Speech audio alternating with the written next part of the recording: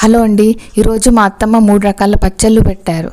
టమాటా పచ్చడి, గోంగూర పచ్చడి, కొత్తిమీర పచ్చడి. ఇవన్నీ నిల్వ పచ్చళ్ళు.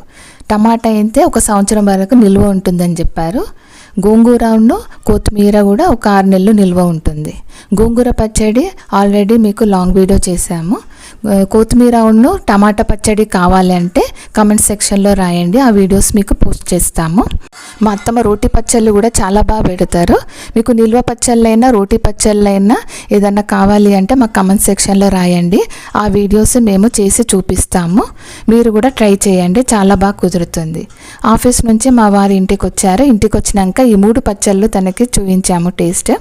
అన్ని 3 టేస్ట్ చూసి చాలా బాగా కుదిరింది అన్నారు. మా అత్తమ్మ పచ్చళ్ళు అందరికీ బాగా ఇష్టము, చాలా బాగా పెడతారు. తను ఎవరైనా ఈజీగా చేసుకోగలుగుతారు. మీకు ఈ వీడియో నచ్చితే మా ఛానల్ని లైక్ చేయండి, సబ్స్క్రైబ్ చేయండి. థ్యాంక్ యూ అండి. Thanks for watching.